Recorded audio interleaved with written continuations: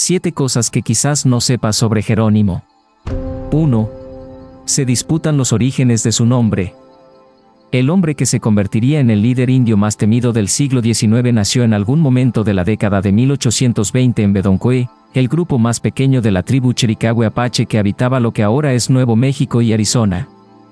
Su nombre de pila era Goyacla, el que bosteza, pero cuando era joven se ganó el apodo de Jerónimo después de distinguirse en las incursiones apaches contra los mexicanos. La fuente del nombre sigue siendo objeto de debate.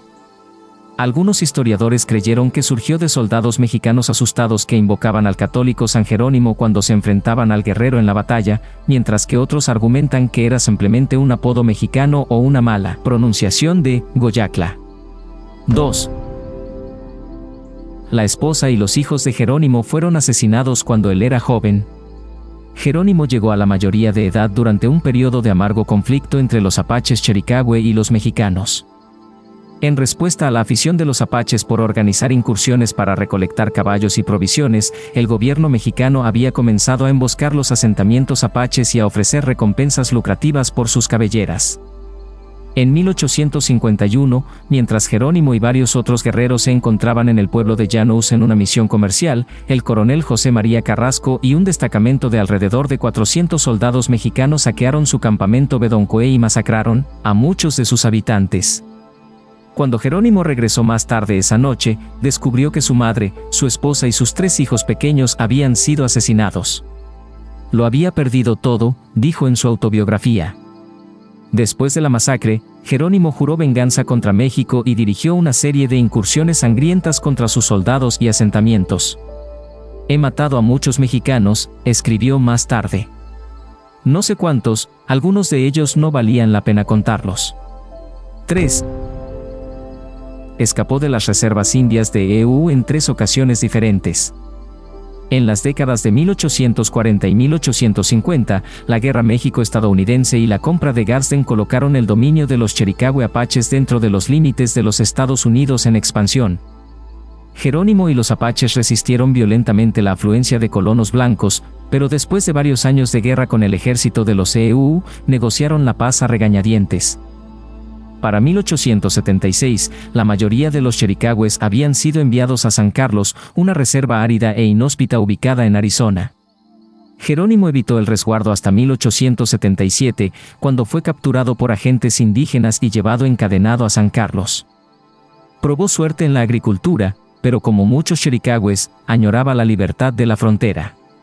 Jerónimo y sus aliados finalmente organizaron 3 escapes de la reserva entre 1878 y 1885.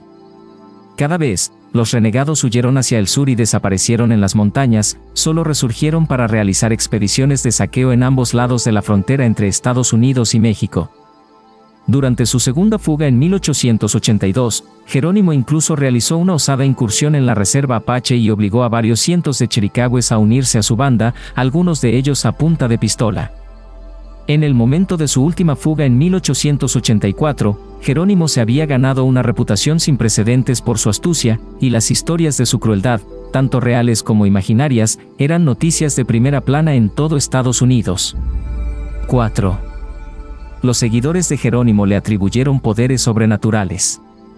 Si bien a menudo ejerció una influencia considerable sobre los apaches, Jerónimo nunca fue un jefe tribal. Entre los chiricahue, era más conocido por sus habilidades como chamán o curandero. Aquellos que siguieron a Jerónimo le atribuyeron una variedad de poderes sobrenaturales, incluida la capacidad de curar a los enfermos, ralentizar el tiempo, evitar balas, provocar tormentas e incluso presenciar eventos a grandes distancias.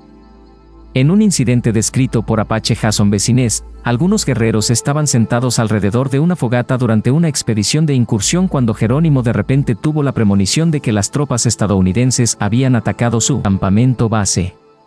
Después de llegar al sitio varios días después, descubrieron que la visión de Jerónimo había sido correcta, los estadounidenses ya habían capturado el campamento.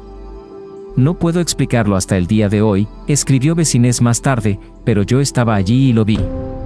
5. Casi una cuarta parte del ejército de los EU participó en la búsqueda final de Jerónimo. El 17 de mayo de 1885, Jerónimo y unos 135 hombres, mujeres y niños apaches huyeron de su reserva por última vez.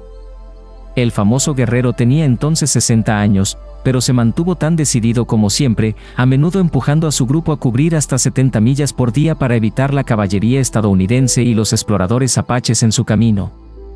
Durante los siguientes meses, los fugitivos de Jerónimo asaltaron innumerables asentamientos mexicanos y estadounidenses y mataron a varios civiles.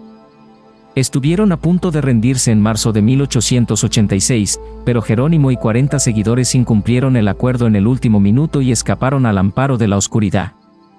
Pronto, los indios fueron perseguidos por 5,000 soldados estadounidenses, casi una cuarta parte del ejército permanente, así como por unos 3,000 mexicanos.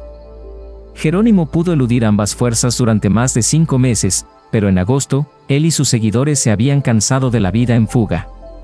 El 4 de septiembre de 1886 finalmente se entregó al general Nelson Miles en Skeleton Canyon, Arizona. Al deponer las armas, se convirtió en el último líder indio en rendirse formalmente al ejército de los Estados Unidos. 6. Pasó los últimos 23 años de su vida como prisionero de guerra. Después de su rendición, Jerónimo y los chericahues, incluidos los exploradores del ejército apache que habían ayudado a atraparlo, fueron condenados a trabajos manuales en campamentos militares en Florida. Posteriormente, los indios fueron trasladados a Mount Vernon Barracks, Alabama, y luego a Fort Sill, Oklahoma, pero a pesar de sus repetidas súplicas de una reserva en el oeste, siguieron siendo prisioneros de guerra por el resto de la vida de Jerónimo.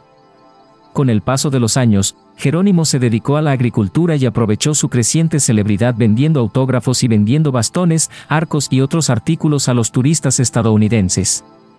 Sus captores también le concedieron permiso para aparecer en ferias mundiales y espectáculos del lejano oeste ocasionales, donde a menudo se le anunciaba como el terror apache y el tigre de la raza humana. 7. Jerónimo participó en la inauguración presidencial de Theodore Roosevelt. La aparición pública más famosa de Jerónimo se produjo el 4 de marzo de 1905, cuando participó en el desfile inaugural del presidente Theodore Roosevelt en Washington, D.C. Flanqueado por otros 5 líderes indios, el anciano guerrero montó un pony por Pennsylvania Avenue, provocando gritos de "¡Hurra por Jerónimo!". 5 días después, los indios tuvieron la oportunidad de hablar personalmente con Roosevelt en la Casa Blanca. Jerónimo, todavía prisionero de guerra, aprovechó la oportunidad para suplicarle al presidente que enviara a los chericahues de regreso a sus tierras natales en el oeste. «Te ruego que cortes las cuerdas y me liberes», dijo. Para entonces, habían pasado casi 20 años desde la rendición de Jerónimo, pero Roosevelt rechazó la solicitud por temor a que estallara una vez más la guerra si los apaches regresaban a casa. El gobierno federal no liberaría a los chericahues hasta 1913, 4 años después de la muerte de Jerónimo en 1909 por neumonía.